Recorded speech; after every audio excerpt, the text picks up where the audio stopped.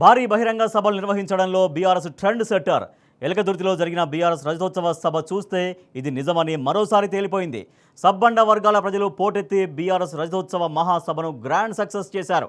సైకిళ్లు, ఎడ్ల బండ్లు, మోటార్ సైకిళ్లు, ఆటోలు, కార్లు, వ్యాన్లు, బస్సులు, వాహనం ఏదైనా అన్నీ ఎలకదుర్తికే చేరాయి.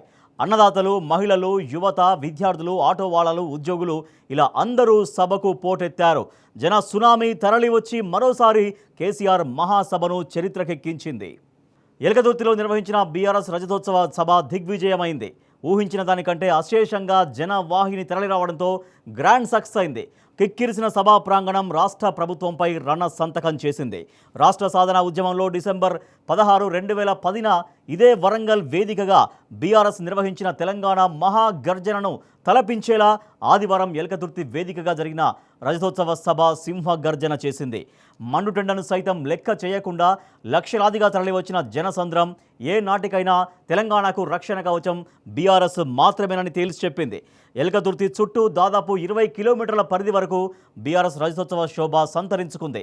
వరంగల్, హనుమకొండ, కాజీపేట, స్టేషన్ గన్పూర్, నర్సంపేట, జనగామ, వర్ధన్నపేట, పరకాల, హుజూరాబాద్, హుస్నాబాద్ వయా ముల్కనూరు దాకా ఉన్న చౌరస్తాలు మొత్తం గులాబీమయమయ్యాయి. ఇక సభా ప్రాంగణంలో గులాబీ వనంలా జన సందోహం విరబూసింది. దసరా పండుగ నాడు పాలపిట్టను చూసినట్టు, జమ్మి కొమ్మను తాకినట్టు బహిరంగ సభ వేదిక మీద గులాబీ నాయకగణమే కాదు, సభా ప్రాంగణంలో ఉన్న ప్రతి ఒక్కరూ కూడా కేసీఆర్ను చూసి పులకించిపోయారు. ఆయన చెప్పిన మాటల్ని చెవులొగ్గి విన్నారు. సందర్భం వచ్చినప్పుడల్లా ప్రతిస్పందించారు.